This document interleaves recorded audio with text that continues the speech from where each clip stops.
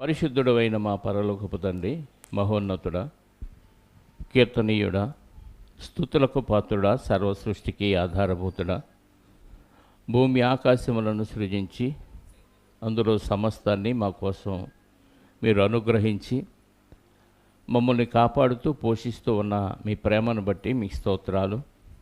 ఇదిగో తండ్రి, మా జీవిత కాలంలో మరొక దినాన్ని మాకు వరంగా ప్రసాదించి మీ జ్ఞానవాక్కులు విని మా జీవితాలు బాగు చేసుకోవటానికి మీరిచ్చిన ఈ శ్రేష్టమైన సమయంలో ఇదిగో తండ్రి, మీ కుమారుడైన క్రీస్తు ద్వారా రక్షించబడిన మేము క్రీస్తుని, ఆయన పడిన పాటలను జ్ఞాపకం చేసుకోవటానికి, ప్రభు యొక్క శరీరానికి, ఆయన రక్తానికి సాదృశ్యమైన ఈ బలలో పాల్గొనగా బయటికి వెళ్ళి సువార్తను ప్రకటించాలన్న విషయాన్ని ఎప్పటికప్పుడు జ్ఞాపకం చేసుకుంటూ ముందుగా మా ఇంటి వారినే బాగు చేసుకోవాలనే ఆలోచన ప్రతి బిడ్డలో కలిగించండి. ఇదిగో తండ్రి, ఇప్పటి వరకు జరిగించిన ప్రతి కార్యక్రమాన్ని బట్టి కూడా మీకు కృతజ్ఞతాస్తుతులు చెల్లిస్తూ మరికొన్ని మాటలు ఇంకా మేము నేర్చుకున్నటకు సిద్ధపడుతూ ఉండగా ఈరోజు మీరు సృజించిన ప్రకృతిలోని అనేకమైన జీవరాశుల్లోని ఒక పక్షి జాతికి చెందిన నిప్పుకోడి గురించి మేము ఆలోచించుటకు సిద్ధపడుతూ ఉండగా మీ ఆత్మ సహాయంతో మీరు రాయించిన మాటల్లోని ఉద్దేశాన్ని మీ పిల్లలకు విశదీకరించి బోధించగలుగుటకు కావలసిన సహాయాన్ని అనుగ్రహించండి.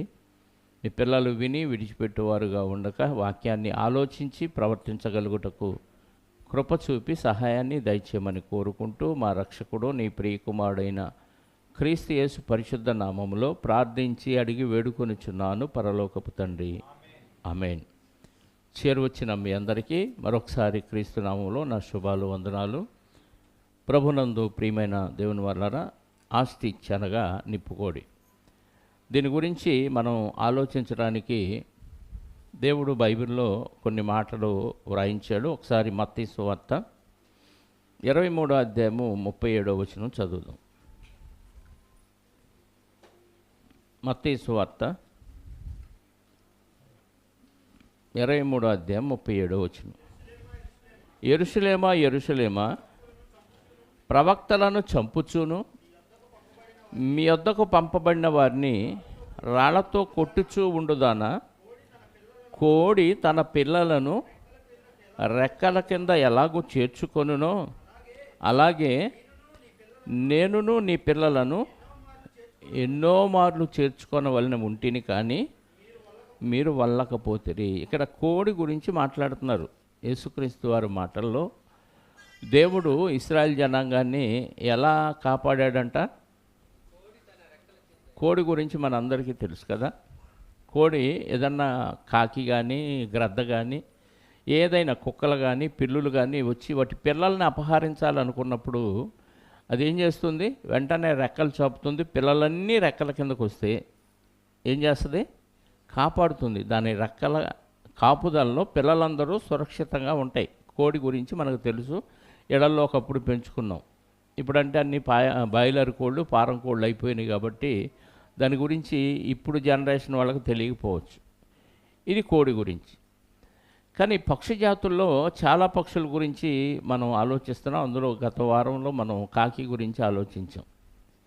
ఈరోజు కూడా దేవుడు రాయించిన మాటల్లోని ఒక మాట చూసుకొని ముందుకు వెళదాం. యోబు గ్రంథము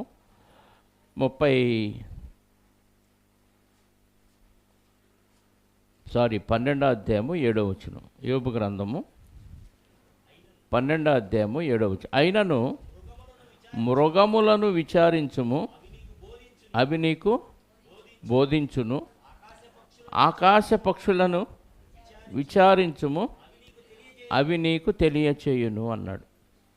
వేటి గురించి అంట? మృగములను గూర్చి విచారించు, అవి మీకు బోధిస్తాయి. ఆకాశ పక్షులను విచారిస్తే, ఇప్పుడు ఆకాశ పక్షులను గురించి విచారించటం అంటే ఎంక్వైరీ చేయటం కదా. ఆకాశ పక్షుల గురించి ఒక్కొక్క పక్షి గురించి ఎంక్వైరీ చేసి, మరి శాస్త్రవేత్తలు చాలామంది ఈ పక్షి ఇలా ఉంది, ఈ పక్షి ఇలా ఉంది, దీని లక్షణాలు ఇవి, ఇలా ఒక్కొక్క పక్షి గురించి వర్ణించి పక్షి శాస్త్రాన్ని రాసేసారు. దేవుడేమో ఆకాశ పక్షులను మృగాలను కూడా విచారించమంటున్నాడు. అంటే ప్రతి జంతువులో ప్రతి పక్షిలో మనిషికి దేవుడు నేర్పిస్తున్న పాఠాలు కనపడుతున్నాయి. కానీ మనం ఎదుట మనుషులు చూసి పాఠాలు నేర్చుకుంటున్నాం, కానీ జీవరాశులను చూసి ఏ పాఠాలు నేర్చుకోవట్లేదు. ఒకవేళ జీవరాశులను చూసి మనిషి నేర్చుకున్న పాఠాలు ఏమైనా ఉన్నాయా అని అంటే ఉన్నాయి. ఆకాశంలోగే పక్షిని చూసి విమానాలు కనుక్కున్నారు. నీళ్ళల్లో ఈదే చేపలను చూసి సబ్మెరైన్లు, షిప్పులు, పడవలు ఇవి కనిపెట్టారు. పాము ఎలా పడగెత్తుతుంది, ఎలా కాటు వేస్తుంది చూసి స్నేక్ ఫైట్ నేర్చుకున్నారు. కోతి ఎలా గంతులు వేస్తుందో చూసి మంకీ ఫైట్ నేర్చుకున్నారు. ఇలా జంతువులను చూసి, పక్షులను చూసి మనుషులు వారి జీవన విధానంలో మనుషులకి కావలసిన అవసరాలు తీర్చుకోవటానికి కొన్ని కనిపెట్టారే తప్ప ఆధ్యాత్మికంగా దేవుడు వ్రాయించిన ఉద్దేశంలోని సారాన్ని మాత్రం తీసుకోవట్లేదు. ఆకాశ పక్షులను విచారించండి అని అన్నాడంటే అటు గురించి విచారించి ఏ పక్షి అయితే ఎంత టేస్ట్ ఉంటుంది, వండుకుంటే ఇది చారు కాసుకుంటే బాగుంటుందా, ఫ్రై చేసుకుంటే బాగుంటుందా అని విచారించడం దాని గురించి కాదు చెప్పింది. ఒక్కొక్కళ్ళకి అలాగ కూడా అర్థమైంది. విచారించమన్నాడంటే దాని వెనక్కున్న పరమార్థాన్ని మనం గ్రహించాలి. ఈరోజు మనం ఈ నిప్పుకోడి గురించి ఆలోచించడానికి వెనుక దేవుడు దాని గురించి కూడా అద్భుతమైన విషయాలు రాయించాడు. పక్షులన్నిటిలో ఇది స్పెషల్. అందుకే ఆస్ట్రిచ్ స్పెషల్, నిప్పుకోడి స్పెషల్ ఈరోజు మనకి. ఎందుకు స్పెషల్ అనేది మనం ఆలోచిస్తే దేవుడు అద్భుతమైన విషయాలు రాయించాడు. లోకరీతిగా దాని గురించి దాని సైజు కానీ అన్నీ మనం ఆలోచిస్తే ఇది నిజంగా స్పెషలే అనిపిస్తుంది మనకి. మనుషులు కూడా ఈరోజు లోకములో స్పెషల్గా కనిపించాలి అని కోరుకుంటున్నారు కదా. మనం గిన్నిస్ బుక్ ఆఫ్ వరల్డ్ రికార్డ్స్లోకి ప్రతి మనిషి ఎక్కటానికి కారణం ఏంటి చెప్పండి? నేను అందరికంటే స్పెషల్గా, అందరికీ కనిపించాలి, అందరు నన్ను స్పెషల్గా మెచ్చుకోవాలి, అందరూ నోళ్ళల్లో నేను నానాలి, లోకం దృష్టిని నేను నా వైపు మళ్ళించుకోవాలి అని స్పెషల్గా కనిపించటానికి చిన్నపిల్లలు మొదలుకొని వృద్ధుల వరకు ఈరోజు సమాజంలో కనపడుతున్నారు కదా. అది దేవుడిచ్చింది అయితే పర్వాలేదు, కానీ మనం క్రియేట్ చేసుకుంటున్నాం. దానివలన మనకు వచ్చేది లేదు, ఒరిగేది లేదు. 4 రోజులు గొప్పగా పొగుడుతారు, తర్వాత మర్చిపోతారు. కానీ దేవుని దృష్టిలో స్పెషల్గా ఉన్న భక్తుల్ని మాత్రం మనం మాదిరిగా తీసుకోం. అందుకే ఈరోజు నిప్పుకోడి గురించి మనం ఆలోచిస్తే నిప్పుకోడి యొక్క లక్షణాలు మనం చూద్దాం. పక్షులన్నిటిలో పెద్ద సైజు ఉన్న పక్షి ఏదైనా ఉందంటే ఇది నిప్పుకోడి, ఆస్ట్రిచ్. దీని హైట్ ఎంతో తెలుసా? 7 అడుగుల నుంచి 9 అడుగుల వరకు ఉంటుంది. 9 అడుగుల వాళ్ళు మనకి ఎక్కడెక్కడ కనపడరు. 6 ఎక్కువ, 6 ఉంటేనే అజానుబాహుడు అంటున్నాం. 7 అడుగుల నుంచి 9 అడుగుల వరకు అంత హైట్ ఉన్న పక్షి ఇంకెక్కడుంది పక్షి?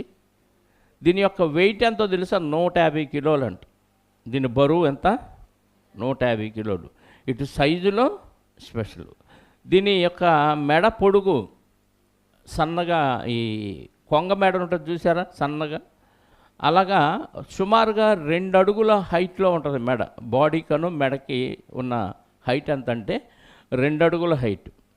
దీని కళ్ళు మెదడు కంటే పెద్ద సైజు, దాని మెదడు కంటే పెద్ద సైజుగా ఉండటం బట్టి ఇది 2.5 కిలోమీటర్ల దూరం క్లియర్గా చూడగలదు. ఎంత దూరం? 2.5 అంటే ఇప్పుడు మన ఇక్కడి నుంచి తక్కెలపాడు బ్రిడ్జి వరకు సుమారుగా 3 కిలోమీటర్లు ఉంటుంది. అక్కడ వరకు చాలా క్లియర్గా చూడగలదంట. అంత పదునైన చూపు దానికి ఉంది. ఇంకా దీని పెట్టే గుడ్డు, మన కోడిగుడ్లు 24 గుడ్లు కలిపితే ఏ సైజు అవుతాయి? 24 గుడ్లు. అంత సైజులో ఒక్కొక్క గుడ్డు పెడుతుంది. ఒక్కొక్క గుడ్డు సైజు 24 గుడ్లు కలిపితే, అంటే ఒక మోస్తరు పుచ్చకాయ సైజు గుడ్డుని ఇది పెడుతుంది అన్నమాట. అవన్నీ మీరు క్లిప్పింగ్లో పైన చూడవచ్చు తర్వాత. అంత సైజున్న గుడ్డును పెడుతుంది. తర్వాత ఇది చిరుతపులు కంటే వేగంగా పరిగెత్తగలదు. చిరుతపులే అన్నిటికంటే స్పీడ్ అనుకుంటాం, దానికంటే వేగంగా పరిగెత్తగలిగింది ఈ ఆస్ట్రిచ్ నిప్పుకోడి. ఎంత స్పీడ్ అయ్యానంటే గంటకు 70 కిలోమీటర్ల వేగంతో పరిగెత్తుంది. ఎంత? గంటకి 70 కిలోమీటర్లు. దీనికి ఉన్న 2 కాళ్ళు చాలా బలంగా ఉంటాయి. కింద పాదం 2 వేళ్ళే ఉంటాయి. 5 వేళ్ళు ఉండవు అన్ని పక్షుల్లాగా. 4 వేళ్ళు ఉండవు కొన్ని పక్షులకి, 4 వేళ్ళు ఉంటాయి. దీనికి ఉండే వేళ్ళే 2. దీని కాలి బలం ఎంత అంటే పులి వచ్చినా ఇంకే జంతువు వచ్చినా దానికంటే పెద్ద సైజు ఉన్న జంతువు ఏదైనా వచ్చినా ఒక స్ట్రోక్ ఇచ్చిందనుకో కాలుతో ఒక తన్నుదంతే చాలా దూరం వెళ్ళిపడిద్దంట. అంత బలంగా ఉంటుంది దీని కాలు దెబ్బ. ఉన్న 2 కాళ్ళు 2 వేళ్లతో అంత బలంగా ఇది ఉంటుంది. అందుకే బలంగా పరిగెత్తగలదు. దాని కాళ్ళకు ఉన్న బలం అంతా. ఇది ఒంటెలాగా దాదాపుగా 6 నెలల వరకు నీళ్లు లేకుండా ఉండగలదు. ఎడారి ప్రాంతంలో, ఆఫ్రికా ప్రాంతంలో ఇది ఎక్కువగా ఉంటుంది. నీళ్లు లేకుండా ఒక సుమారుగా 6 నెలల పాటు ఇది ఉండగలుగుతుంది. ఎందుకంటే తను తినే ఆహారం నాన్ వెజే తింటుంది. పురుగులు, కీటకాలు ఇలాంటి వాటిని తింటుంది. వాటిలో ఉండే ఆ నీటిని అవి తినగా వాటిలో ఉండే ఆ తేమను అది స్టోర్ చేసుకొని దాంతోనే బతికే కెపాసిటీ దేవుడు దీనికి పెట్టాడు. దీని యొక్క దీనికి కడుపులు 3 ఉంటాయి అంట. దీనికి 3 కడుపులు ఉంటాయి. అన్నిటికీ ఒకటే ఉంటాయి. తేనెటీగకి 2 కడుపులు ఉంటాయి. దీనికి 3 కడుపులు ఉంటాయి.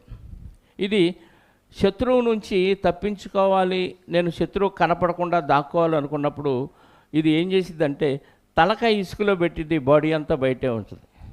తెలియగలిగిందా? తెలియలేదా? పిల్లి పాలు తాగుతా కళ్ళు మూసుకొని ఏమనుకుంటుంది? నన్ను ఎవరు? ఇది కూడా అదే టైప్. తలకాయ ఇసుకలో దూర్చి బాడీ అంతా పైన పెట్టి నేను దాక్కున్నాను, నన్ను ఎవరు చూడలేదు అనుకుంటుందంట.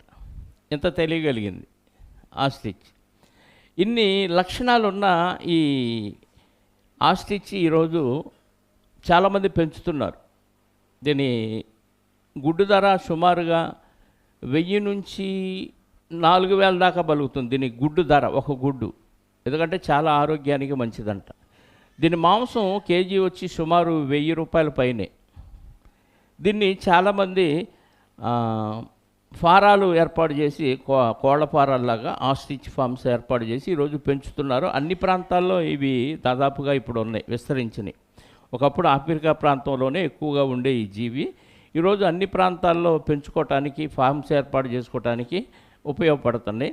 అయితే దీని లక్షణాలన్నీ మనం జాగ్రత్తగా ఆలోచిస్తే దీని పేరులోనే ఉంది, ఇది ఇన్ని మంచి లక్షణాలు మనకి కనపడుతున్నట్టుగా, అన్నిటికంటే స్పెషల్గా ఉన్నట్టుగా మనకి అర్థమవుతుంది. ఇది శత్రువు నుంచి తప్పించుకోవటానికి దీనికి చాలా వేగం ఉంది. సుమారుగా గంటకి 70 కిలోమీటర్ల వేగం పరిగెత్తే ఇది శత్రువు నుంచి దూరంగా పారిపోదు. శత్రువు చుట్టూ తిరుగుతూనే ఉంటుంది. అంటే ఈజీగా దొరికిపోద్ది అన్నమాట. స్పీడ్ ఉంది, పరిగెత్తగలిగే కెపాసిటీ ఉన్న ఇది అక్కడక్కడే స్పీడ్గా పరిగెత్తుతూనే ఉంటుంది. ఈజీగా శత్రువుకు దొరికిపోయే అవకాశం ఉంది. ఆస్ట్రిచ్లో OSTRICH, ఆస్ట్రిచ్లో OST తీసేస్తే RICH, రిచ్. గొప్పదేగా. రిచ్ అంటే ధనవంతులు అని అర్థం. ఇన్ని స్పెషల్గా ఉన్నాయి. ఈ 2019, 2020 సంవత్సరంలో నేషనల్ జియోగ్రఫీ ఛానల్ వారు దీనికి స్పెషల్గా అవార్డులు ఇచ్చారంట. అంటే పక్షులన్నిటిలో స్పెషల్గా ఉంది కాబట్టి దీని గుడ్డు పెద్దది, దీని ఆకారం పెద్దది, ఇది ఒంటెలాగా మరి 6 నెలలు నీళ్లు లేకుండా ప్రయాణం చేయగలిగింది. ఇప్పుడు దీని మీద 2 మనుషులు ఎక్కితే హ్యాపీగా పరిగెత్తగలదు ఎక్కించుకొని. అంటే బైక్ కంటే స్పీడ్గా 2 ఎక్కించుకొని ఈజీగా పరిగెత్తగలిగిన కెపాసిటీ. ఇన్ని గొప్ప లక్షణాలు దీనికి ఉన్నాయి కాబట్టి దీన్ని నేషనల్ జియోగ్రఫీ ఛానల్ వరకు 2 సంవత్సరాలు 2019, 20 సంవత్సరాల్లో దీనికి స్పెషల్ అవార్డు ఇచ్చినట్టుగా మరి వార్తల్లో మనం చూడవచ్చు. ఇన్ని లక్షణాలు ఉన్న ఆస్ట్రిచ్ గురించి దేవుడు ఏం రాయించాడు? లోకంలో ఇది చాలా గొప్పగా స్పెషల్గా కనపడుతుంది. మనం అనుకున్నట్టుగా రిచ్గా కూడా కనపడుతుంది. ఎందుకంటే ఇంత కాస్ట్లీ మాంసం, ఇంత కాస్ట్లీ గుడ్డు, ఇంత కాస్ట్లీ పక్షి మనకి ఎక్కడా లేదు. పక్షులన్నింటిలో చాలా పెద్ద, మనిషి కంటే ఎత్తున్న పక్షి అంటే మరి చెప్పేదేముంది చెప్పండి. ఇన్ని బాహ్యంగా చూస్తే ఇన్ని విషయాల్లో గొప్పగా కనపడుతున్న ఈ పక్షి గురించి దేవుడేం రాయించాడు అనేది మనం బైబిల్లో చూడాలి. ఒకసారి యోబు గ్రంథం 39వ అధ్యాయము, యోబు గ్రంథం 39వ అధ్యాయము 13వ వచనం నుండి 18వ వచనం వరకు చదువుదాం ప్రియులారా. యోబు గ్రంథం 39వ అధ్యాయము 13వ వచనం నుండి చదువుదాం. నిప్పుకోడి సంతోషము చేత రెక్కలను ఆడించును, రెక్కలను వెంట్రుకలను దానికి ఉన్నందున అది వాత్సల్యము కలదిగా నున్నదా?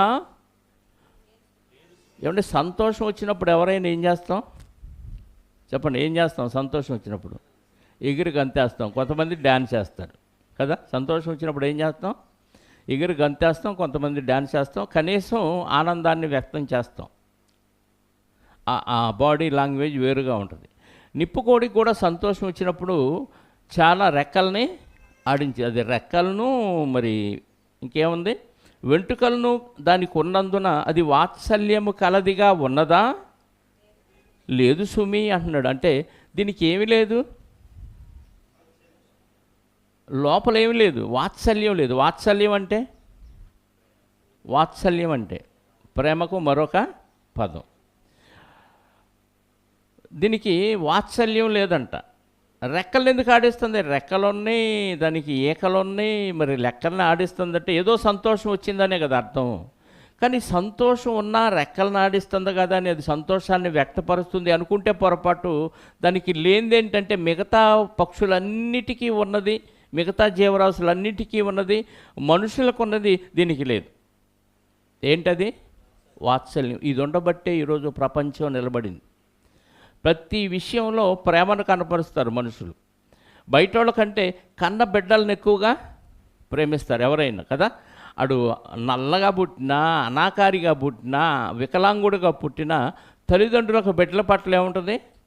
వాత్సల్యం ఉంటుంది, ప్రేమ ఉంటుంది. దీనికి అది లేదంట. ఇందులో కూడా స్పెషల్ ఇది కదా. లోకరీతిగా చూసుకుంటే బాహ్యంగా చాలా విషయాల్లో స్పెషల్, ఆకారంలో కానీ, దాని గుడ్డు విషయంలో కానీ, అది జీవించే విధానంలో కానీ, ప్రతి దానిలో మిగతా పక్షులతో కానీ మిగతా జంతువులతో కానీ పోల్చడానికి అవకాశం లేని స్పెషల్ జీవి. ఏమి లేదంట దీనికి? వాత్సల్యం లేదు. ఇంకా ఏం చెప్పాడు చూద్దాం దీని గురించి. అది నేలను దాని గుడ్లను పెట్టును, ధూళిలో వాటిని కాచును, దేని పాదమైనను వాటిని తొక్కవచ్చునని అయినను, అడవి జంతువు వాటిని చితక తొక్కవచ్చు అని అయినను అనుకొనకయే ఉన్నది. ఏందంట దీనికి? గుడ్లు పెట్టిద్ది, ధూళిలో కప్పేది ధూళిలో విడిచిపెట్టేసిద్ది. దేని పాదమైనా దీన్ని తొక్కుతే, గుడ్డు మామూలు సైజా, కనపడకుండా ఎక్కడన్నా సీక్రెట్గా ఉండే చిన్న సైజు గుడ్డ, పుచ్చకాయ అంత సైజు ఉన్న గుడ్డుని ఎక్కడ పడితే అక్కడ పెట్టింది. కోడి ఎక్కడ పెట్టింది గుడ్డుని చెప్పండి? గంప. అది గుడ్డుకొచ్చి మన చుట్టూ తిరుగుతూ ఉంటుంది, నన్ను కప్పే నేను గుడ్డు పెట్టి వెళ్తాను అని. అప్పుడు కోళ్ళను పెంచుకునే వాళ్ళకి అర్థమైపోయింది, ఓహో ఇది గుడ్డుకొచ్చింది అని, మన చుట్టే తిరుగుతుందని, ఇంటి చుట్టూ తిరుగుతుందని. వెంటనే గంప కింద పెట్టగానే ఒక అరగంటకో గంటకో గుడ్డు పెట్టి వెళ్ళిపోతుంది. లేదు ఒక మంచి శుభ్రమైన సీక్రెట్ ప్రదేశంలో ఎవరు ప్రమాదం రాదు అన్న ప్రదేశంలో గుడ్డు పెట్టి వెళ్ళిపోద్ది కోడి. ఇది ఎక్కడ పడితే అక్కడ పెట్టిద్ది. ఇది ఇంత బహిరంగంగా పెట్టాను, ఏదన్నా జంతువు వచ్చి దీన్ని తొక్కిద్దాము, ఎందుకంటే కంటికి బాగా కనపడిద్ది కదా, పెద్ద గుడ్డు కదా అనే చింత దీనికి లేదు. ఎందుకు లేదంటే దీనికి ఏమి లేదు? వాత్సల్యం లేదు. అంటే పెట్టిన గుడ్డు మీద కూడా ప్రేమ లేని జీవి ఏదైనా ఉందంటే ఇదే కనపడుతుంది. ఏ పక్షి అయినా చూడండి, చక్కగా గూడు పెట్టుకొని గూట్లో పెట్టుకుంటుంది, దానికి కాపలా ఉంటుంది. ఆడపక్షి మగపక్షిలో ఒక పక్షి ఆహారానికి వెళ్తే రెండో పక్షి గుడ్ల దగ్గర కాపలా ఉంటుంది. ఒక పక్షి ఆహారం తీసుకురావటానికి వెళ్ళిద్ది, ఆ గుడ్లను పొదిగి పిల్లలు పెద్ద అయ్యేదాకా రెండు పక్షులు చాలా జాగ్రత్తగా చూసుకుంటాయి. ఏ పక్షి అయినా సరే, ఎందుకంటే వాటిలో వాత్సల్యం ఉంది. అన్నిటి పట్ల, తన పిల్లల పట్ల, తన గుడ్ల పట్ల వాత్సల్యం ఉంది. మరి దీనికి ఏం లేదు? వాత్సల్యం లేదు.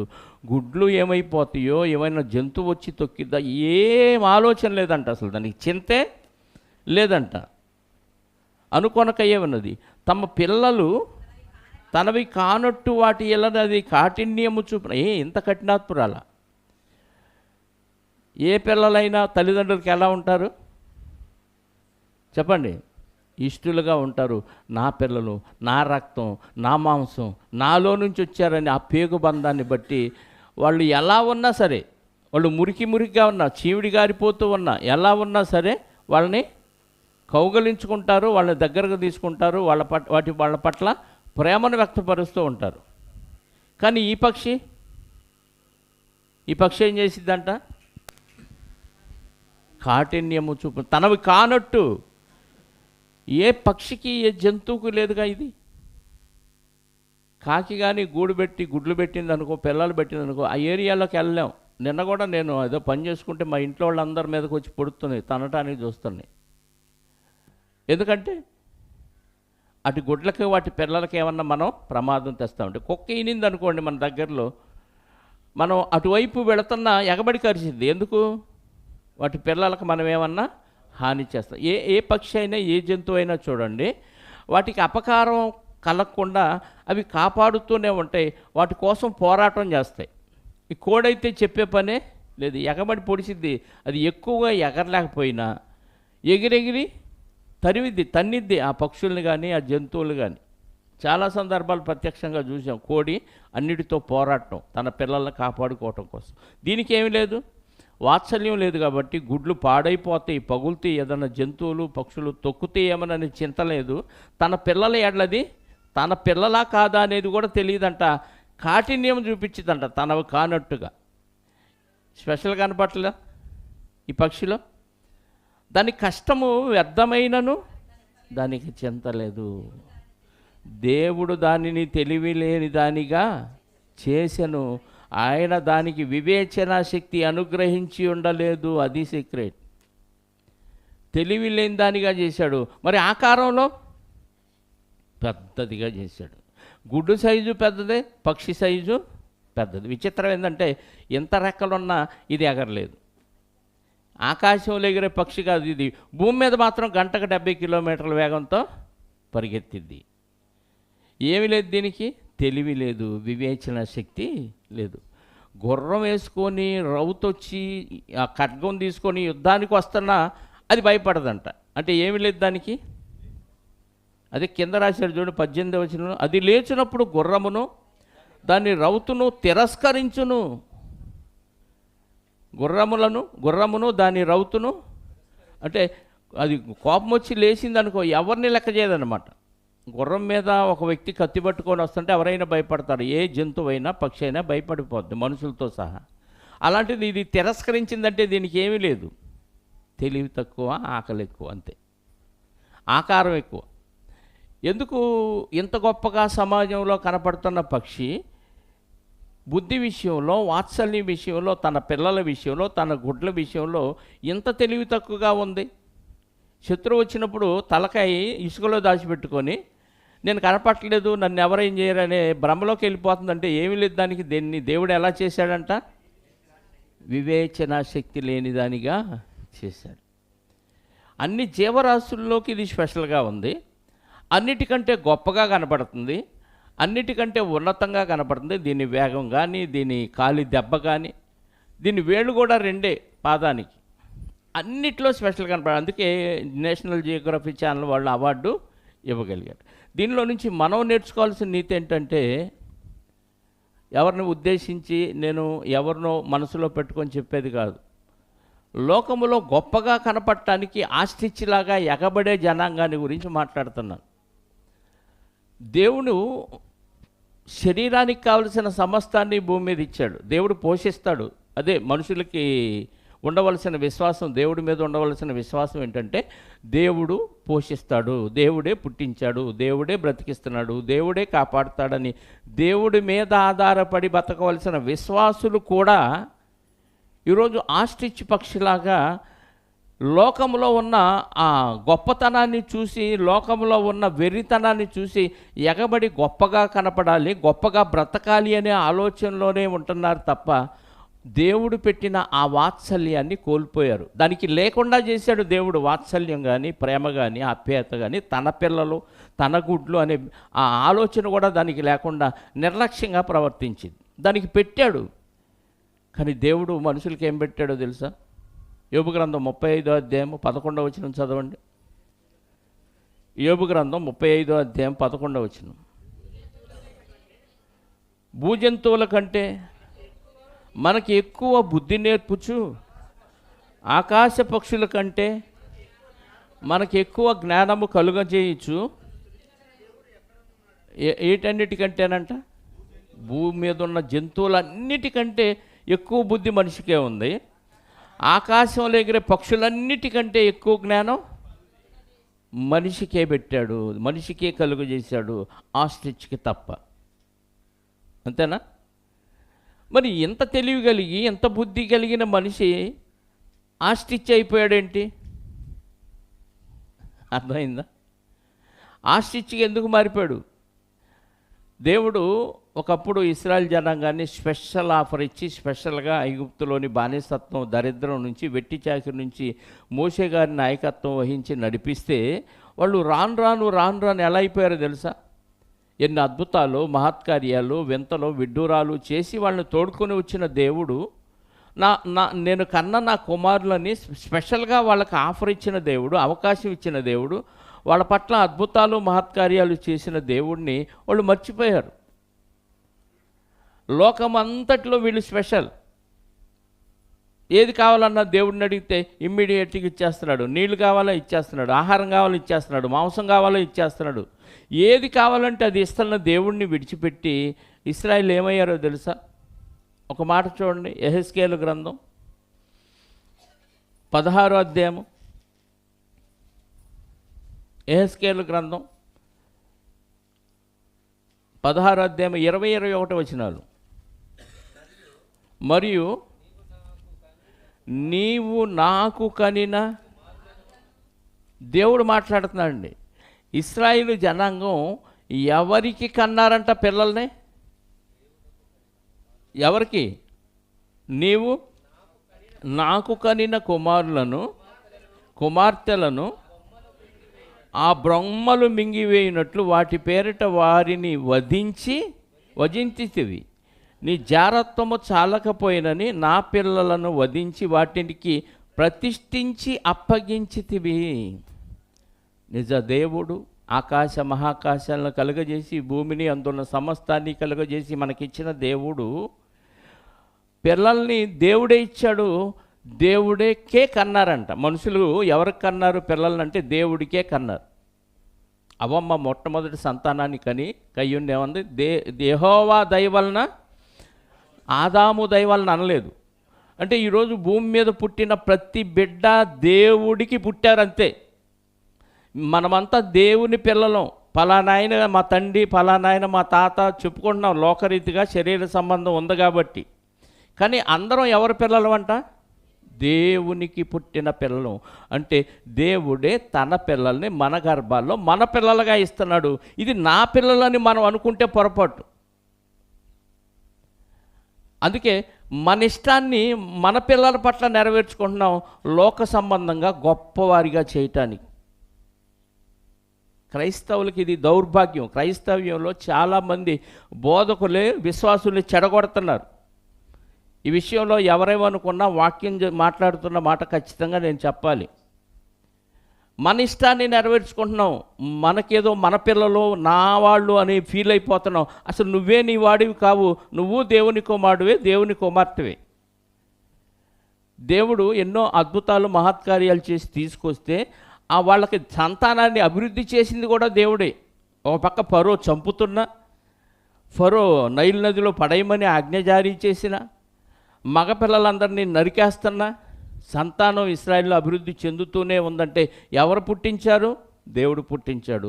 అంత గొప్పగా దేవుడు పిల్లలను పుట్టిస్తే నా పిల్లలు అనుకొని మనం విర్రవీగుతున్నాం. చివరికి వాళ్ళు ఏం చేశారో తెలుసా? ఇశ్రాయేలీలు దేవునికి కనిన పిల్లలను బొమ్మలకు ప్రతిష్ఠించారంట. ప్రతిష్ఠించడం అంటే నువ్వు ఈ బొమ్మ కోసమే పుట్టావురా, బొమ్మే నిన్ను బ్రతికిస్తుంది, బొమ్మే నిన్ను కాపాడుతుందని ఆ బొమ్మలకు ప్రతిష్ఠించడం అంటే కేవలం బొమ్మ కోసమే వాళ్ళని తయారు చేశారు. బొమ్మలకు బలిచ్చారంట. బొమ్మ కోసం కన్న బిడ్డ ప్రాణం తీసి అంత దౌర్భాగ్యపు ఆలోచనలోకి ఎందుకు వెళ్ళారంటే వాళ్ళు ఆస్ట్రిచ్లు అయిపోయారు, నిప్పుకోళ్ళు అయిపోయారు. పుట్టించిన దేవుణ్ణి మర్చిపోయాడు, వాత్సల్యాన్ని మర్చిపోయారు. దేవుడు వాత్సల్యం లేకుండా మనిషిని సృజించలేదు, అందరికంటే ఎక్కువగా మనిషిలోనే పెట్టాడంట. అదంతా దేవుడు ప్రేమ కనుక ఆ ప్రేమ అంతా మనిషిలో పెట్టాడు కాబట్టి ఆ ప్రేమ వల్లనే ఈరోజు లోకం బ్రతుకుతుంది. కానీ బ్రతుకుతున్న ఈ లోకములో చాలామంది నిప్పుకోళ్ళు అయిపోయారు. దేవుడికి కనిన మీ పిల్లల్ని మీరు ఏం చేస్తున్నారంటే బొమ్మలకు ప్రతిష్ఠించారు, చదువులకు ప్రతిష్ఠించారు, సంగీతానికి ప్రతిష్ఠించారు, లోకములో ఉన్న గొప్ప గొప్ప వాటి కోసం ప్రతిష్ఠించి దూరం చేసుకున్నారు పిల్లల్ని. ప్రతిష్ఠించడం అంటే దేవునికి చెందవలసిన పిల్లల్ని దెయ్యాలకు అప్పగించడం, దెయ్యాల కొరకే పెంచటం. దేవుడికి కాకుండా నువ్వు దేని కొరకు పిల్లల్ని తయారు చేసినా, ఏ విషయంలో నీ పిల్లలు గొప్పవారిగా లోకంలో ఆస్తించేలాగా బలిసిపోయి కనపడినా నువ్వు వాటికి ప్రతిష్ఠించినట్టు. దేవునికి కనిన పిల్లల్ని నీ ఇష్టం వచ్చినట్టు నువ్వు వాటికి వీటికి ప్రతిష్ఠించి దేవుడు వాక్యాన్ని నేర్పించకుండా, ఆత్మకు సంబంధించిన ఆహారాన్ని పిల్లలకు ఇవ్వకుండా, లోకానికి సంబంధించిన ఆహారాన్ని డబ్బులు కట్టి మరీ నువ్వు నేర్పిస్తూ పంపిస్తున్నావు అంటే నువ్వు చదువులకు ప్రతిష్ఠించావా, సంగీతానికి ప్రతిష్ఠించావా, ఆటల కోసం ప్రతిష్ఠించావా, దేనికోసం ప్రతిష్ఠించావు? బొమ్మల కొరకు బలిచ్చేసావు అంటున్నాడు. ఏం చేశారంట వాళ్ళు? ఆ బొమ్మలు మింగివేయినట్లు వాటి పేరట వాటిని వధించితిరి, వాటికి ప్రతిష్ఠించి అప్పగించితిరి. చంపేశారా మీరు నా పిల్లల్ని అంటున్నాడు దేవుడు. మేమెక్కడ చంపామయ్యా అంటే నాకు కాకుండా చివరికి మరణించి నా దగ్గరికి రాకుండా నువ్వు నరకానికి పంపిస్తున్నావంటే వాటిని ఏం చేసినట్టు? ఆ పిల్లల్ని నిప్పుకోడికి తన పిల్లల్ని కానీ గుడ్డుల గురించి కానీ చింతే లేదు. ఎందుకంటే దేవుడు దాన్ని వాత్సల్యం లేని వానిగా సృజించాడు. మరి నిన్ను నన్ను వాత్సల్యం ఉన్నవారిగా సృజించాడు. ఇదే ప్రేమ అనుకుంటున్నాం. లోకంలో పిల్లలకు కావలసినవన్నీ సమకూర్చటమే ప్రేమ అనుకుంటున్నాం, వాళ్ళు అడిగిందల్లా ఇవ్వటమే ప్రేమ అనుకుంటున్నాం, లోకంలో ఒక ఉన్నతమైన స్టేజ్ని ఇవ్వటమే ప్రేమ అనుకుంటున్నాం. ఇది కాదు వాత్సల్యం. శాశ్వతంగా నీతో పాటు వారు పరలోకానికి రావటమే నిజమైన వాత్సల్యం. అది ఎక్కడుంది సమాజంలో? పాస్టర్ గారి దగ్గరికి వచ్చిన దేని కొరకు ప్రార్థనలు చేయమంటారా అంటే వాళ్ళు ఆశీర్వదించబడాలి, వారు బాగా చదువుకోవాలి, ప్రయోజకుడు అవ్వాలి, బాగా మంచి ఉద్యోగాలు సంపాదించి లోకంలో ఉన్నతమైన స్థితిలో ఆస్తిచ్చి వాళ్ళే బలిసిపోయి ఉండాలి. అందరికంటే స్పెషల్ కదా అది, అన్నిటికంటే స్పెషల్ కదా. నిప్పుకోడిలాగా మా వాళ్ళు కనపడాలి అనుకుంటున్నారు. కానీ దేవునిలో ఎదగాలి అనే ఆలోచన, డబ్బులు లక్షలు లక్షలు కోట్ల రూపాయల ధనాన్ని వెచ్చించి పిల్లల్ని దూరంగా పంపించి చదువుల పేరుతో ప్రతిష్ఠించి చదివేస్తున్నారు కదా. గుర్తుపెట్టుకోండి, నేను ఎవరిని ఉద్దేశించి అట్లా లోకంలో క్రైస్తవ్యంలో జరుగుతున్న దౌర్భాగ్యం గురించి మాట్లాడుతున్నాను. లోకంలో అన్ని పక్షుల కంటే స్పెషల్గా మనకు ఆస్తించగలను, అది గొప్పగా ఉంది సమాజానికి. దాని గుడ్డు ధర అంత రేటు పెరిగింది, దాని మాంసం ధర అంత రేటు పెరిగిందంటే దాని మీద స్వారీ చేయటానికి ఇష్టపడి వెళుతున్నారు అని అంటే అర్థం ఏంటి? అది లోకంలో అన్ని పక్షుల కంటే డిఫరెంట్గా కనపడుతుంది, రిచ్గా కనపడుతుంది, గొప్పగా కనపడుతుంది కాబట్టి అది ప్రజలను ఆకర్షించింది. ఈరోజు దేవుని భక్తి, దేవుని బోధ, దేవునిలో పిల్లలను పెంచడం అనేది రిచ్గా కనపడట్లేదండి. ఇది చాలా చీప్గా కనపడుతుంది. ఇది ఏది చేతగానోడు దేవుని భక్తుడు అవుతాడు, ఏమి చేతగానోడు పాస్టర్ అవుతాడు అని అనుకుంటున్నారు తప్ప నా బిడ్డల్ని సేవకులు చేయాలి అనే ఆలోచన ఎంతమంది తల్లిదండ్రులకు ఉందో చెప్పండి. మా వాడిని బాగా చదివించాలి, మంచి ఉద్యోగాలు చేయించాలి, మంచి సంబంధాలు చూసి పెళ్లి చేయాలి, గొప్పగా ఉన్నత స్థితిలో చూడాలి. దీన్ని నిప్పుకోడి జాతి అంటారు. పిల్లల్ని ఏం చేశారు? వాళ్ళు ప్రతిష్ఠించి, విగ్రహాలకు ప్రతిష్ఠించి బలిచ్చారంట. 23వ అధ్యాయంలో కూడా ఉంది చూడండి, అదే మాట. అదే హెస్కేల్ గ్రంథం 37వ వచనం, 23వ అధ్యాయము 37వ వచనం. వారు వ్యభిచారుణులు, నరహత్య చేయువారునై విగ్రహములతో వ్యభిచరించి నాకు కనిన కుమారులను విగ్రహములకు మింగునట్లు వారిని వాటికి ప్రతిష్ఠించిరే. విగ్రహాలు మింగేస్తాను, విగ్రహం మింగిద్దా? దానికి నోరు లేవు, కళ్ళు లేవు. ఎలా మింగిద్దంటే దేవునికి కాకుండా పోయిన ప్రతి బిడ్డను నరకానికి పంపించాడు. అదే విగ్రహం మింగటం అంటే. విగ్రహాలేం బలిగోరవు. విగ్రహం మింగటం అంటే అర్థం ఏంటి? నిజదేవుడు, నిన్ను పుట్టించిన దేవుడు, నిన్ను బతికిస్తున్న దేవుడు, నిన్ను నరకము నుంచి తప్పించి తన కుమారుణ్ణి నీకోసం బలిగా ఇచ్చిన దేవుణ్ణి విడిచిపెట్టి లోక సంబంధమైన వాటిలో గొప్పగా ఉండాలని నిప్పుకోడిలాగా పెంచుతున్నవే నీ పిల్లల్ని. అది వాత్సల్యం అనుకుంటున్నావు. నిప్పుకోడిని దేవుడు వాత్సల్యం లేని దానిగా, దానికి వివేకం లేని దానిగా దేవుడే తయారు చేశాడని రాయించాడు. కాబట్టి మనకు అర్థమైంది. లేకపోతే అన్ని పక్షులు ఇలా ఉంటే ఇదేంటిరా ఇలా ఉంది, చింతలేదేంటి, గుడ్లు పగిలిపోతాయని ఇక్కడ పెట్టొచ్చా? ఏ మాత్రం జాగ్రత్త లేనోళ్ళు కూడా కొన్ని వస్తువులు భద్రంగా దాచుకుంటాం మనం. కానీ దానికి అంత పెద్ద గుడ్డు పెట్టేనే, ఏ పక్షి ఇంతలా గుడ్డు పెట్టదే, ఇంత పెద్ద గుడ్డుని ఎంత బాగా కాపాడాలి అనే ఆలోచన దానికి లేదు. ఒక బిడ్డను తయారు చేసి దేవుడు ఇవ్వటం అంటే మామూలు విషయం కాదు. ప్రపంచంలో ఎవడో తయారు చేయలేడు ఒక బిడ్డని. ఎంత గొప్ప శాస్త్రవేత్త కూడా ఒక మనిషి ఆకారాన్ని తయారు చేసి గిఫ్ట్గా మనకి ఇవ్వలేడు. బొమ్మలు తయారు చేసి ఇస్తాడు, రోబోలను తయారు చేసి ఇస్తాడు. కానీ ఒక మనిషి ఆకారాన్ని సజీవంగా మన శరీరం ఎలా ఉందో అలా తయారు చేసి ఇవ్వమనండి, ఎవరిస్తారు? మరి ఎంత అద్భుతమైన ఆకారాన్ని దేవుడిస్తే ఆ నిప్పుకోడిలాగా నిర్లక్ష్యంగా దాన్ని వదిలేసి దేవునికి దేవుడిచ్చిన ఈ ఆకారాన్ని తిరిగి దేవుడికి అప్పగించాలన్న ఆలోచన లేదు కదా. మనం ఎన్నోసార్లు చదువుకున్నాం. గర్భఫలము 127:3 కీర్తన ఏమని ఉంది అక్కడ? గర్భఫలము దేవుడిచ్చు బహుమానము, కుమారులు యెహోవా అనుగ్రహించు స్వాస్థ్యము. దేవుడిచ్చిన బహుమానాన్ని తిరిగి దేవుడికి అప్పగించాలి కదా. ఆస్తి అంటది. దేవుడిచ్చిన ఆస్తిని ఎవరికి ఇస్తున్నావు? డబ్బులు ఖర్చు పెట్టి మరీ లోకానికి అప్పచెప్పి వాడి జీవితం బాగుండాలండి. ఏమంటే 60-70 ఏళ్ళు కాదు, 100 ఏళ్ళు బాగుంటాడు నువ్వు చదివించటం వల్ల, నువ్వు మంచి పని నేర్పించటం వల్ల. ఆ తర్వాత పరిస్థితి ఏంటి చెప్పండి? ఆ తర్వాత పరిస్థితి ఏంటి? విశ్వాసం ఉందా ఇది మనకి? చనిపోతే బ్రతుకుంది. ఆ బ్రతుకు దేవుడి దగ్గర ఉండాలంటే విశ్వాసంతో దేవుడు చెప్పిన మాటలు వినాలనే విశ్వాసం ఉండే మనం భక్తులుగా కనపడుతున్నామా? ఏదో నామకార్థంగా వచ్చి వెళ్ళిపోతున్నామా? విశ్వాసం అంటే ఏంటి? పౌలు గారు అంటాడు కదా ఫిలిప్పీ పత్రిక 3వ అధ్యాయంలో ఏమన్నాడు? ఏ విధము చేతనైనా 9వ వచనం చదవండి ఒకసారి. ఫిలిప్పీ పత్రిక 3వ అధ్యాయము. ఏ విధము చేతనైనను నాకు మృతుల్లో నుంచి పునరుద్ధానము కలగవలనని, మృతుల్లో నుండి నాకు పునరుద్ధానము కలగవలనని ఆయన మరణ విషయములలో సమాన అనుభవము గలవాడనై ఆయనను ఆయన పునరుద్ధాన బలమును ఎరుగు నిమిత్తము. ఏమంటే బాగా చదువుకున్నాడండి పౌలు గారు. మంచి చదువు ఉంది, మంచి పాండిత్యం ఉంది, మంచి గోత్రం. బెన్యామీను, యూదుల్లో బెన్యామీను గోత్రంలో పుట్టినవాడు ఇశ్రాయేలీల్లో. అన్నీ ఉన్న ఈ వ్యక్తి అన్నిటినీ వదిలేసి ఎందుకు ఎగబడతాడంటే చనిపోతే బతికించలేవు ఈ చదువులు, చనిపోతే బ్రతికించలేవు ఈ లోక సంబంధమైన విద్యలు, చనిపోతే బ్రతికించలేవు ఈ లోక సంబంధమైన సాహసాలు అని అర్థమైంది. కాబట్టి ఆయన మరణ విషయంలో సమాన అనుభవము గలవాడనై అంటున్నాడు. అంటే ఆయన చనిపోవటానికి ఎంత అనుభవం అయితే సంపాదించాడో నాకు కూడా చనిపోవటానికి ఆ అనుభవం సంపాదించుకొని చనిపోవాలి. ఎందుకంటే ఆ అనుభవం సంపాదించుకొని చనిపోకపోతే నాకు పునరుద్ధానం లేదు. ఆయన పునరుద్ధాన బలమును అన్నాడు. చూడండి, పునరుద్ధానంలో బలం ఏంటి?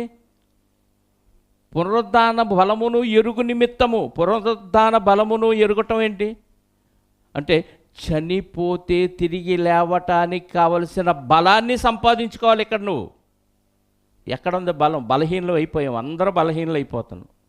చనిపోతే తిరిగి లేచే బలం ఏది? చిన్నప్పుడు తల్లి పాలు దాగిన వ్యక్తులు ఆ బలం చనిపోయే వరకు ఉంటుందంట. ఆ స్టామినా, వయసులో తిన్న ఆహారం యొక్క ఆ స్టామినా వృద్ధాప్యంలో కూడా పనికొచ్చిద్దంట. మరి చనిపోతే తిరిగి లేవటానికి కావలసిన బలమేది నీ దగ్గర? నీ దగ్గర లేదు, నీ పిల్లల దగ్గర లేదు. నీ పిల్లలకు కూడా ఆ బలాన్ని ఇవ్వాలనే ఆలోచన లేదా? ఇంటింటా ప్రతిరోజు ఇంటింటా తప్పక కూడుకొనుచు అని చదివాం. రోజు కూడుకుందామంటే ఖాళీ ఉండదు మనకి. సాయంత్రం 1 గంట కూడా కేటాయించి దేవుని వాక్యం నేర్చుకోలేము. పునరుద్ధాన బలం ఎలా వచ్చింది? అందరం ఆస్తిచ్చులు అయిపోయామండి, నిప్పుకోళ్ళు అయిపోయాం. లోకంలో గొప్పగా కనిపించుకోవటానికే నిప్పుకోళ్ళలాగా ఆకారంలోనూ, ఆస్తుల్లోనూ, అందాల్లోనూ, సౌకర్యాల్లోనూ అభివృద్ధి చెందుతున్నామే తప్ప దేవునిలో ఆత్మీయంగా అభివృద్ధి చెందటానికి మాత్రం సమయాన్ని కేటాయించలేకపోతున్నామంటే నిప్పుకోళ్ళు కాకేముందో మన బతుకు. నిప్పుకోడి ఆస్టిచ్లో రిచ్ ఉంది కానీ వాస్తవంగా దానికి ఎలాంటి రిచ్ లేదు. లోక సంబంధంగా గొప్పగా కనబడుతుంది ఆకారంలో కానీ, దాని పరుగులో కానీ గొప్పతనమే, నీళ్లు లేకుండా బతకటంలో గొప్పతనమే, దాని గుడ్డు పెట్టే సైజులో కూడా గొప్పతనమే, 2 వేళ్లతో అంత స్పీడ్గా పరిగెత్తడం గొప్పతనమే, 5 వేళ్ళు లేవు మనలాగా, దాని కాలు స్ట్రోకు పులి కంటే పవర్ఫుల్గా ఉంటుంది, పులి పంజా, పులి స్ట్రోక్ ఎంత గొప్పగా ఉంటుందో దానికంటే బలంగా ఉంటుందంట. ఇన్ని విషయాల్లో గొప్పగా ఉన్న ఇది బుర్రలేందంట, వివేచన లేదంట. ఎదుట గుర్రం మీద ఖడ్గం పట్టుకొని రౌతు వస్తుంటే ఏం భయపడదంట, ఎందుకంటే తెలివి లేదుగా. వాడు చంపుతాడు, వాడి దగ్గర శక్తి ఉంది, కత్తి ఉంది, గుర్రం మీద వస్తున్నాడు, నేను ఎంత అనే ఫీలింగ్ ఏముండదు, మూర్ఖంగా ఎదురెళ్ళిపోయి చచ్చిపోద్ది అంతే. ఈరోజు మన పరిస్థితి అదేనండి. పునరుద్ధానం ఉందనే విశ్వాసం మనకుంటే దాని బలం ఎలా సంపాదించుకోవాలని బతుకున్నప్పుడే ఆ బలం కోసం వాక్యం దగ్గరకు వచ్చి వాక్యాన్ని నేర్చుకుంటూ ఉంటాం. మన పిల్లలకి వాక్యాన్ని నేర్పిస్తాం. పేతురుపత్రిక 2వ అధ్యాయంలో ఏమన్నాడు? 1, 2, 3 వచనాల్లో. పేతురుపత్రిక 2వ అధ్యాయము 1, 2, 3 వచనాలు త్వరగా. ప్రభువు దయాళుడని మీరు రుచి చూచి ఉన్న ఎడల సమస్తమైన దుష్టత్వమును, విర్రవీగుచున్న కపటమును మాని, వేషధారణను, అసూయను, సమస్త దూషణ మాటలను మాని, కొత్తగా జన్మించిన శిశువులను పోలిన వారై నిర్మలమైన వాక్యమును పాలవలన రక్షణ విషయములో ఎదుగు నిమిత్తము ఆ పాలను అపేక్షించుడి. వాక్యమనే పాలను అపేక్షించమన్నాడు. ఎందుకంటే రక్షణ విషయంలో ఎదగటానికి. లోకంలో చదువులు అపేక్షిస్తున్నాం, లోకంలో ఉన్నత స్థితికి వెళ్ళటానికి పనిని అపేక్షిస్తున్నాం. నిర్మలమైన వాక్యం అనే పాలను మనం అపేక్షించట్లేదు, మన పిల్లలను దాని మీద శ్రద్ధ ఉండే విధంగా పెంచట్లేదండి. నువ్వేమవ్వాలరా పెద్ద అయినా కానీ అంటే మీ పిల్లలు ఏం చెబుతారు? డాక్టరో, ఇంజనీరో, లాయరో, ఐఏఎస్ఓ, ఐపీఎస్ఓ, గొప్పగా ఉండాలి, ఒక పెద్ద బిజినెస్ మ్యాగ్నెట్ అవ్వాలనుకుంటారు. కానీ నేను సేవకుడు అవ్వాలని ఏ పిల్లోడు చెప్పటం ఎక్కడైనా లేదు. ఎందుకు వినలేదు అంటే తల్లిదండ్రులు ఆ దిశలో పిల్లల్ని పెంచట్లా. లోకంలో ఆస్టిచ్లాగా గొప్పగా పెరగండి, నిప్పుకోడైపోండి, నిప్పుకి వెళ్ళిపోండి. తర్వాత నిప్పుకోడి నిప్పులోకి వెళ్ళిపోదు, పంపించింది మనల్ని. దానికి తెలియలేదు. మరి బుద్ధి, జ్ఞానము అన్నీ దేవుడు మనకిచ్చాడు. అవి యేసుక్రీస్తు దగ్గర పుష్కలంగా మనకు దొరుకుతున్నాయి. ఇన్ని దొరికినా కానీ ఆ పౌలు గారిని చూసి కూడా మనం మాదిరి తీసుకోవట్లేదండి. ఏ విధము చేతనైనా మృతుల్లో నుంచి నాకు పునరుద్ధానం కావాలి, ఆ బలాన్ని నేను సంపాదించుకోవాలి, ఆయన యొక్క మరణ విషయంలో అనుభవం కావాలి నాకు. ఇవన్నీ ఉంటేనే పునరుద్ధానంలో శక్తి వచ్చింది నాకు. అంత బలాన్ని నువ్వు బతుకున్నప్పుడే లోకంలో బలం సంపాదించుకుని అన్నీ విడిచిపెట్టి వెళ్ళిపోవాల్సిందేగా. ఏమన్నా తీసుకెళ్తామా? నువ్వు ఏ పదవి సంపాదించినా, కోట్లు సంపాదించినా, ఎన్ని ఉన్నతమైన చదువులు సంపాదించినా మొత్తం జీరోతో సహా జీరోనే ఇక్కడ విడిచిపెట్టి వెళ్ళిపోవటమే తప్ప ఏ ఒక్కటి తీసుకెళ్లే పరిస్థితి లేదు. ఒకవేళ తీసుకెళ్ళగలిగితే ఏముందంటే పునరుద్ధానం ఉంటే తీసుకెళ్ళగలవు ఏదైనా. ఇక్కడ సంపాదించుకున్న ఆస్తులన్నీ నువ్వు దేవుని కోసం పెట్టుబడి పెట్టి దేవునిలో మార్చుకోగలిగితే మొత్తం తీసుకెళ్ళవచ్చు కదా. అది మర్చిపోయామండి. ఆస్టిచ్, నిప్పుకోడి జీవరాశులన్నింటిలో, పక్షులన్నింటిలో చాలా పెద్దగా కనపడుతుంది, కానీ తెలివి లేనిది, వాత్సల్యం లేదు.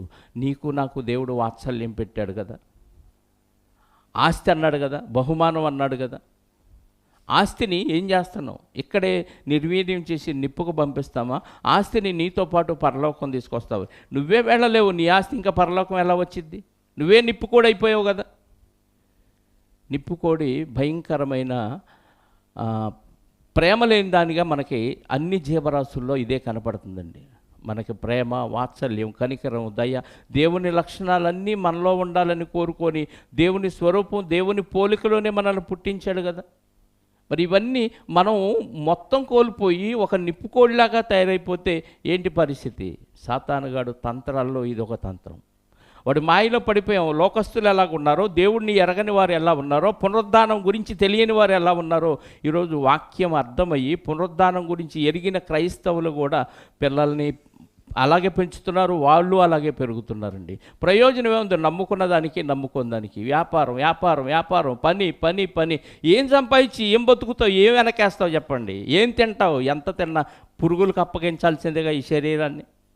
ఏం సంపాదించిన ఏమి తీసుకెళ్ళలేవుగా. ఎందుకు? బతికిలేడా దేవుడు? ఆ మాత్రం విశ్వాసం లేదా? తినటానికి ఉండటానికి ఉంటే చాలు నాయనా, నేను నీ బోధలో పెరగాలి అని మనం పెరుగుతూ మన పిల్లలను కూడా పెంచాలి. కానీ మన పిల్లల్ని ఎక్కడికో పంపించేసి ఏదో సంపాదించడని నీకిచ్చిన పిల్లల్ని, దేవుడు నిన్ను కనటానికి అవకాశం ఇచ్చి నీకిచ్చిన పిల్లల్ని నువ్వు లోకంలో బొమ్మలకు, చదువులకు, మిగతా వాటికి ప్రతిష్ఠించి నీకు దూరం చేసుకుంటే ఎందుకు ఇచ్చాడు పిల్లల్ని దేవుడు నీకు? స్వాస్థ్యం అన్నాడే. ఏది ఈ స్వాస్థ్యం? పరలోకం దాకా వచ్చిద్దా ఈ స్వాస్థ్యం? చెప్పండి. అందుకే ఒక మాట చూద్దాం. బైబిల్ విలాపవాక్యాలు 4వ అధ్యాయం.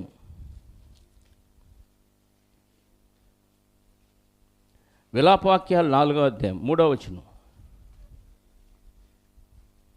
విలాపవాక్యాలు 4వ అధ్యాయం 3వ వచనం. ఇర్మియా పక్కనే ఉంటుంది.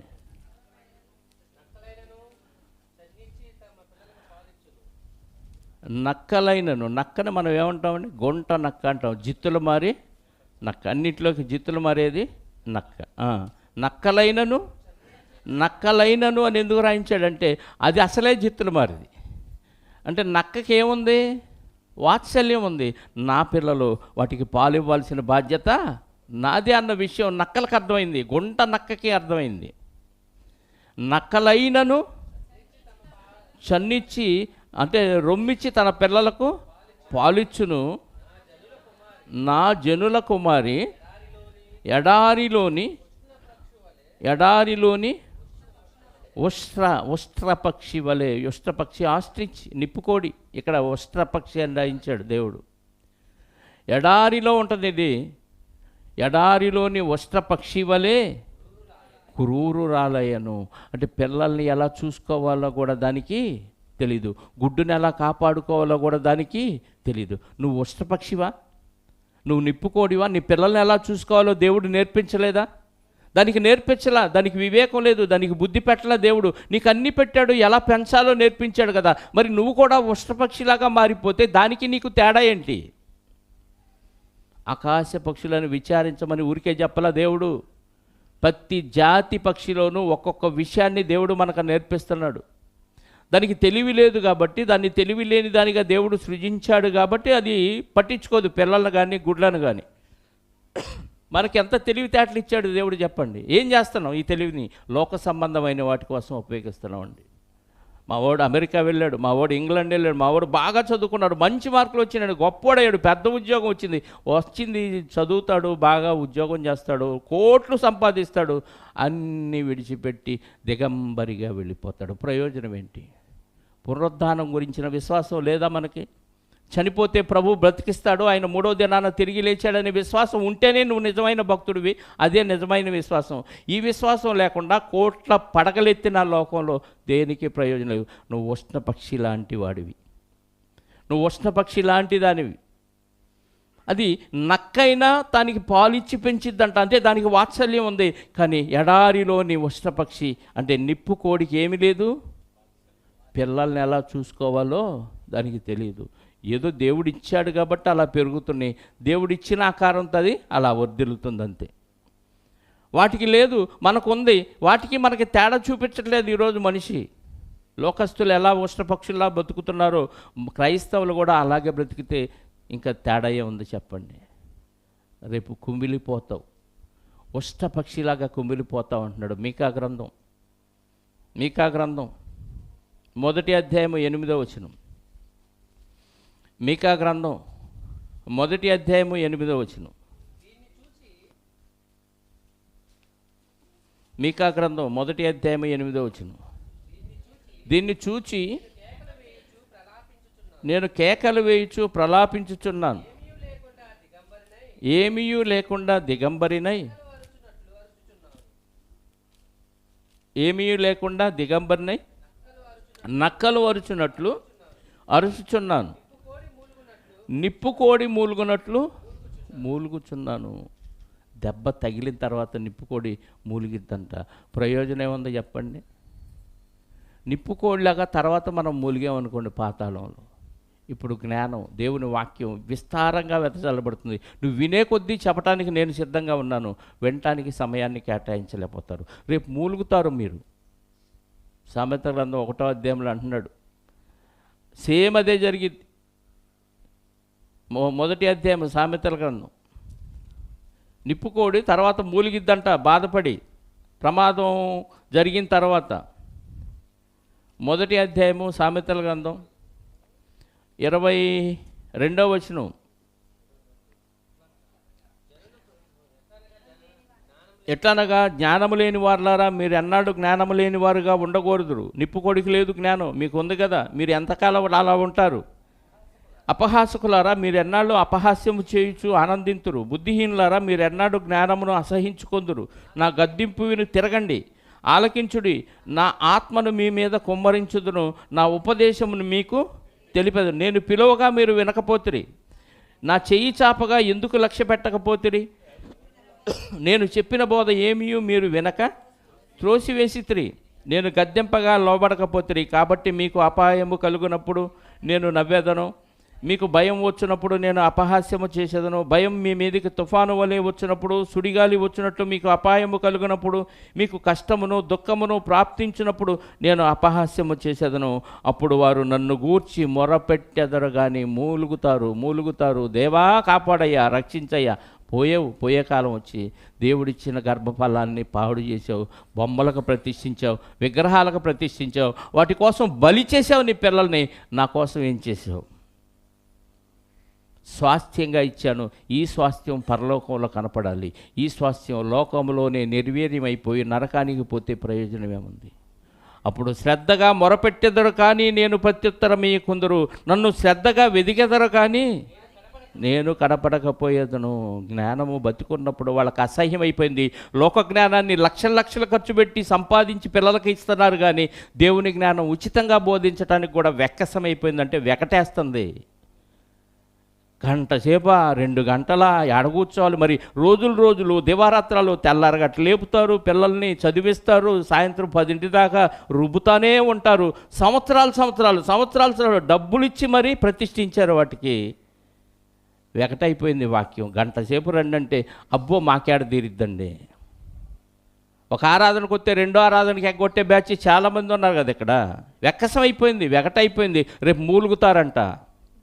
నిప్పుకోడి మూలిగినట్టుగా మూలుగుతారు. నిప్పుకోడి ఇశ్రాయేలు తినే ఆహారాల్లో నిషేధించబడినది, అపవిత్రమైందిగా దేవుడు ఎంచాడు. ఒకసారి ద్వితీయోపదేశకాండం 14వ అధ్యాయం చూడండి.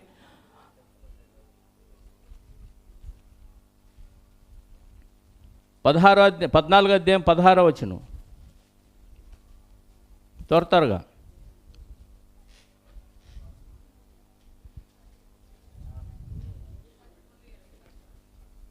నేను ద్వితీయోపదేశకాండం చెప్పాను, మీరు లేవి కాండం చదువుతున్నారు.